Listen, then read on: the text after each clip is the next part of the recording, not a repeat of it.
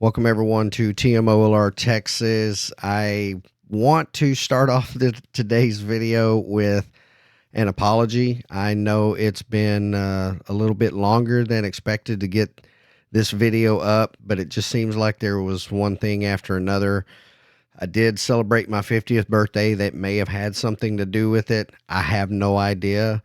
But regardless, I am going to do everything I can to get back on the timeline that I've set up. We're going to complete our trip to West Columbia, at least for the time being, in part 2 of this series. We're going to go to the Rosenwald School. We're going to go to an area that the West Columbia set up to be basically a walk through early Texas history, and just really excited about what we're going to be doing in this video. We are also going to be looking at the Stephen F. Austin historical site, and this is a site that I've never been to. This is it's been there, it seems like forever. Saw the sign that pointed to it there on the north side of town of West Columbia, and never went to it, and it was a little weird, and I'll explain as we go through the video. We're also going to be stopping at the Old Columbia Cemetary, and I will say that this one was a little I don't want to say unsettling, but there were things that I saw, things that just really, they were either heart-wrenching or heartbreaking. And I also want to make it perfectly clear that I was doing my absolute best to stay respectful of the final resting places of the people that are there. And I also want to just make a note that while I was at the cemetery, I prayed that everyone that is there at that cemetery knew the Lord and is with him right now. And hopefully they didn't mind me walking through their final resting place. But we are going to end this video with a place that I went to as a child. I say a child, in my teenage years, my high school years. It's called Elmo's, and to know that it's still there and still making really good food and has great customer service. It's a place to go to when you go to West Columbia and check out. But I hope you all stay for the video. I appreciate everybody that has taken time to view all of these videos.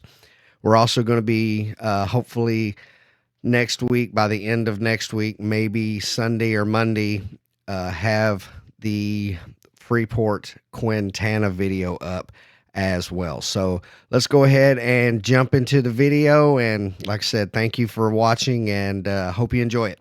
We're going to start off with the Rosenwald School that is currently situated right behind the Columbia Historical Museum there in downtown West Columbia. This school has a lot of history to it, and it was established through a partnership with Mr. Rosenwald, who at the time was the president of Sears and Roebuck Company, and Booker T. Washington. And it was designed to help educate African-American children about 40 years past the Civil War. It took a while to get this going, but it is a very significant part of not only Texas history, but of American history. And the one great thing that I thought that Mr. Rosenwald did with establishing these schools is that he wanted the community to have a piece of this. He would contribute matching funds as long as the community was willing to put in those funds as well. So it gave a very big type of ownership of these Rosenwald schools to the community as well. This particular building was first established in what is now East Columbia, and then in the early 2000s was moved to its current place right now. And they've done an excellent job of reconstructing this and refurbishing. It's actually a museum. You can go in and tour it. They've got sites on the inside of it here.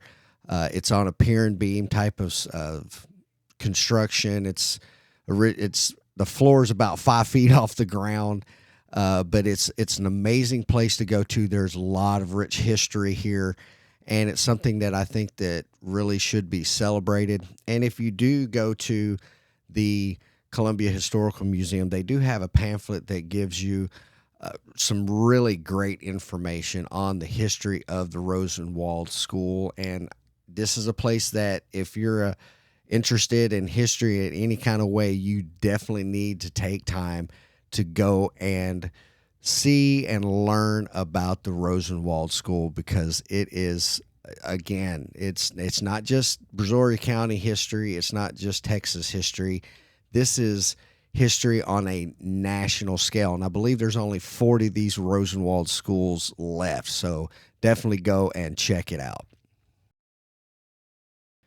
The next place that I went to was the little, well, it's not little, but there's a walk-through park right there in downtown. It's right next to the HEB, in front of the Walgreens, and across the street from the 7-Eleven and Texas Gulf Bank.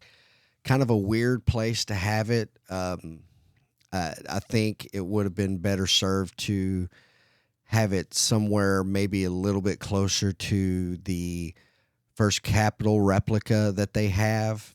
But the fact that it's here, just it's a good thing, and it's something that I think anybody who is interested in history, especially Texas history, should take the time to go ahead and visit. But you can see here it's right there, the HEB, and then there's the other little bit smaller portion of it, but they do have a walkway through there that's with the colored walkway right there. But they've done a really good job of setting this up. It kind of follows a timeline, and unfortunately, I'm not real good in following timelines and things like that, but it does have some markers marking Columbia as the first capital of the Republic of Texas.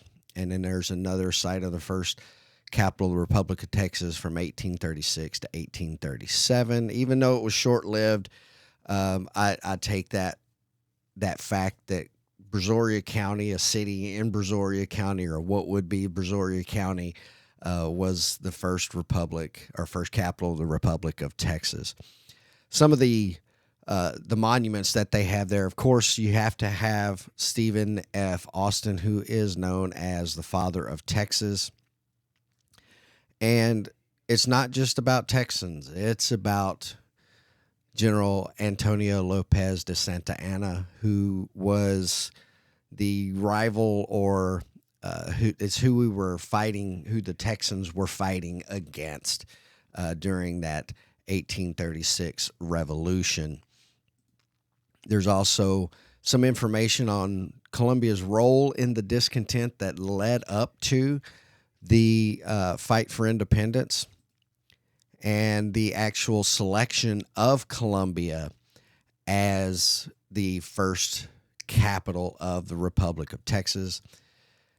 It also has the officials of the Republic, everything from the president to the Secretary of the Navy and the members of the House of Representatives, and it's got them all listed there. Also, kind of highlights some of the players, the characters that are very much associated with that time period. Josiah H. Bell, who was the founder of Bell's Landing, that we've already visited in a previous video, and his name is going to pop up again in this video here in just a little bit. Talks about the old 300, the first 300 families that came to Austin's land grant and established homes and businesses and things like that. The runaway scrape.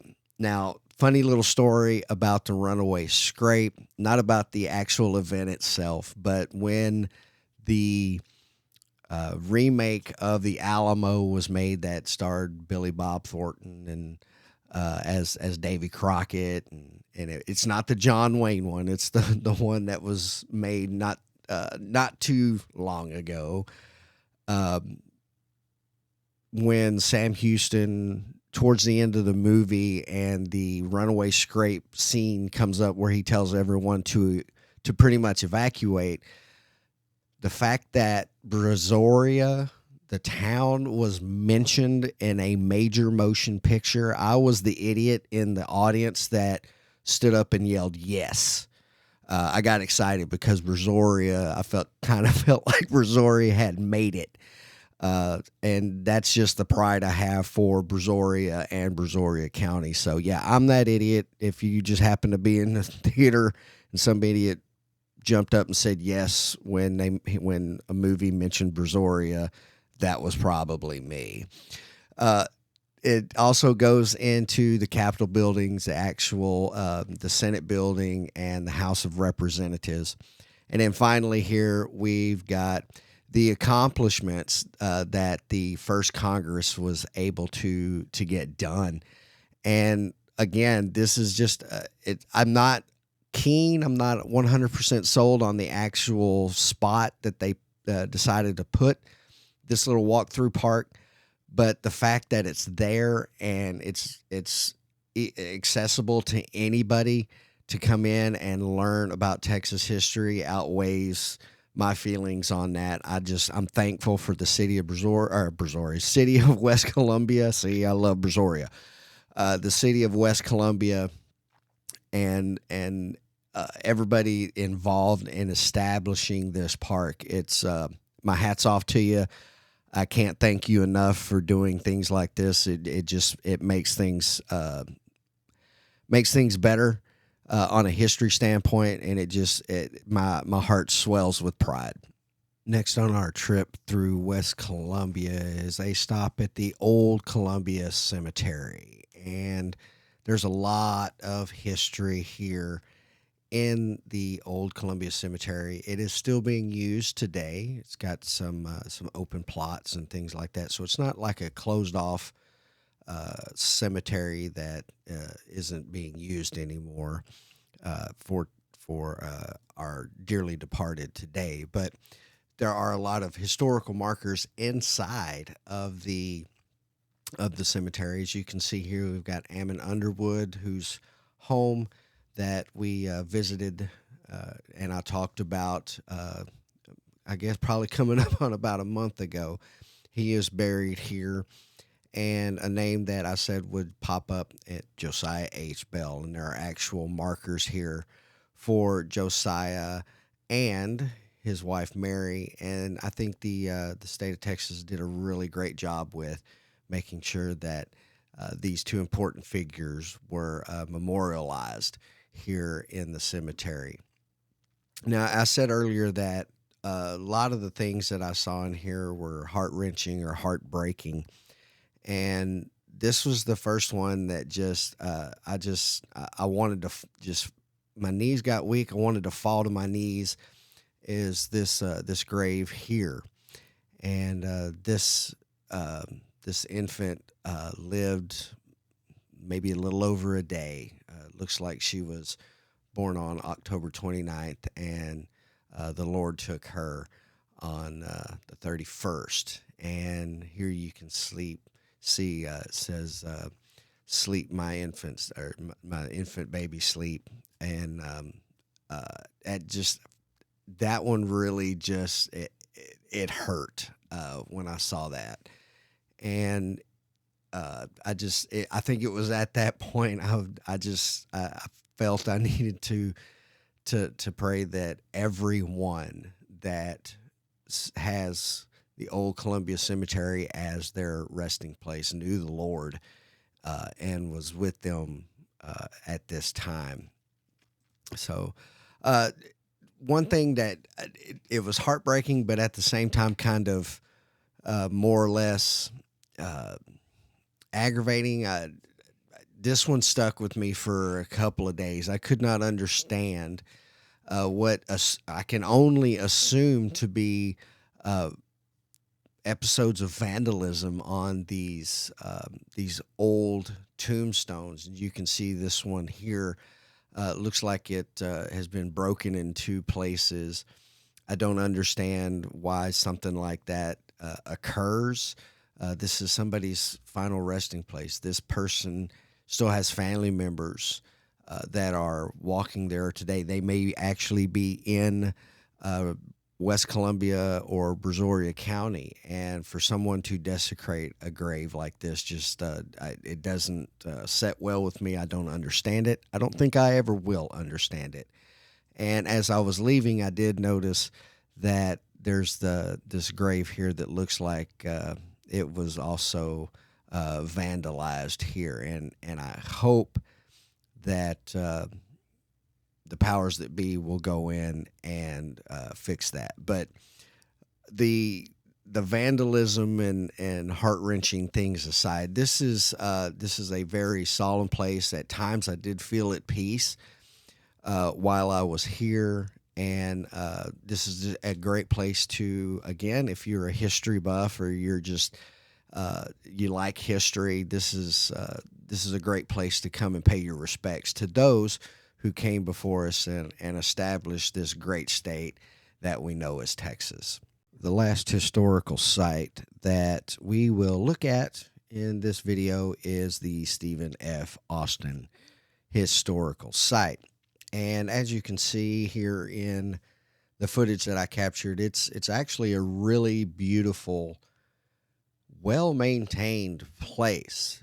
It's just that I got a kind of a weird feeling as I was here. Just something wasn't setting right with me, and I still to this day cannot put my finger on it.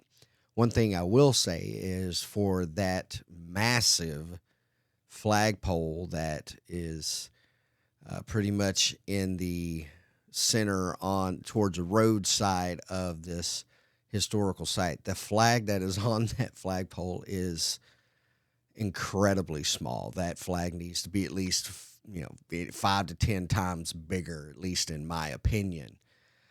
But there was something that it made the weird feeling even worse was when I saw the concrete slab with a bench on it, and it had one little inscription on it, and it just simply said, Stephen F. Austin died here. Okay, can we expand more on this? It doesn't really explain anything, and again, it felt weird, and I'm not. I don't know. I think there should be something to expand on the circumstances, at least, or what led him to be in this area, to basically die here. I don't know. That's just me. Here we have a historical marker for George McKinstry, and the inscription basically says that Mr. McKinstry was part of Austin's colony. He was a veteran of the Battle of Alaska. He was a delegate to the Independence Convention, and basically that Stephen F. Austin died in this home. I mean, it sheds a little bit of light on, Stephen's death, but what brought him here, I guess, is I think that there should be some type of explanation, maybe expounding on what drew or brought Stephen F. Austin to this particular place. Again, that's just me. I don't understand it. And not everybody's going to sit and read a book. Unfortunately, in this day and age. So I think taking maybe adding a couple other markers or something of that along those lines that could expand on what brought Stephen F. Austin to this specific place and what were the events leading up to his death. Finally, I wanted to end this video on something positive. And I mentioned earlier that Elmo's is a place that I remember from my days as a high schooler. We went there and ate, and it's somewhere that always just exuded pride in the Columbia High School Roughnecks. The school, the athletic teams, everything that there is about the West Columbia High School. And went in there after a long day or long morning. It got a bit of an early start on this one, but it was a long morning of going through and learning more about Texas history and seeing some amazing things, some exciting things. Stopped by Elmo's. It had been years since I had been to Elmo's, and walked in. Was greeted immediately, by "How can we help you? Welcome in."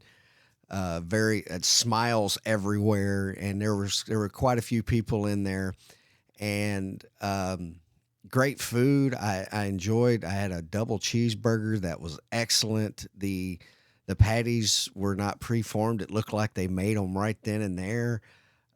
It was really good food, and the young lady that took my order, she had just recently graduated from high school, and I was telling her, well, I graduated, 92, some almost 31 years ago, so it made me feel pretty old.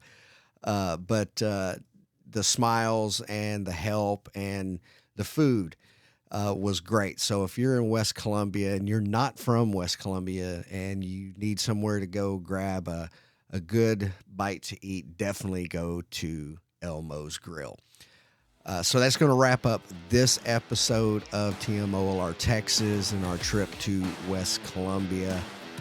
After this, we're going to be going to Quintana Beach and Old Town Freeport. So stay tuned for that. And then we're going to start focusing, or I'm going to start focusing on Brazoria proper. I've got 176 miles of 77422 zip code to explore and learn about. And we're going to go to Levi Jordan Plantation. We're going to go to several different places that are in that 176 square miles of that zip code. So stay tuned for all of those, and make sure you check out the upcoming episodes of the TMOLR podcast as well. So until next time, thank you everyone for taking time to view today's video, and until next time, this is Little Rach.